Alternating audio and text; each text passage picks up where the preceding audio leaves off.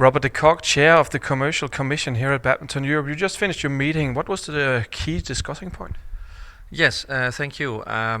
We have had discussions, I would say, on our commercial activities from the last year.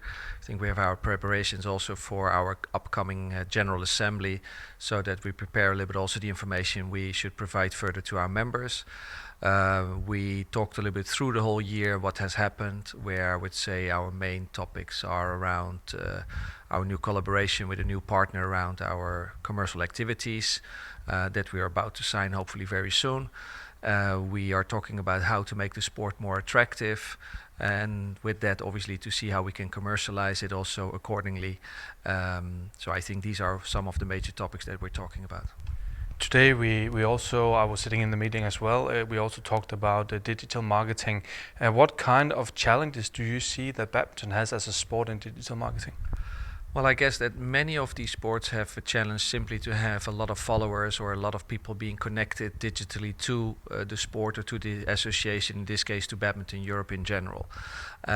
So I think these kind of challenges are to my point of view, the most important one, because if you have, of course, I would say a significant number that you can show, then automatically it makes it also more interesting for us as Badminton Europe to be able to communicate and to be able to address messages and to point out, obviously, positions or other information that we would like to share.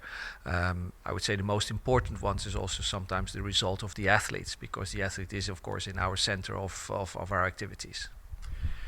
You have been in this game for a long time, Robert. You are experienced also in marketing.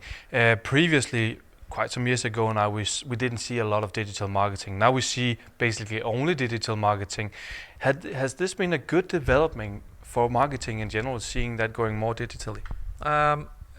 Well, yes and no. I mean, I think obviously it depends from which angle somebody is looking for it.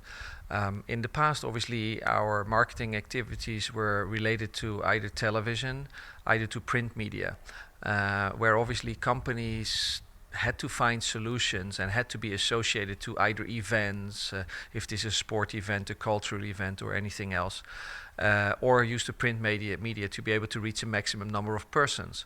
Now that system has completely disappeared.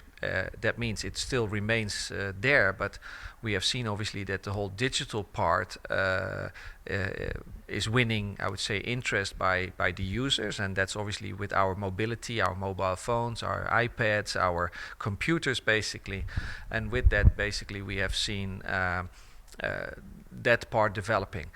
Is that good or bad for organizations like us? I would say we have to work far harder than previously to be able to attract partners, because that uniqueness of an event is now being overrun by other possibilities where those partners could reach our badminton fans in a different way. And I think this is now the way where we need to see and where we need to create these number of I would say digital connections to our fan base, because with that obviously we hope then also probably to increase the commercial value for Badminton Europe, and therefore again the partners then could probably come back to us and say, hey, I like your value and I want to work with you.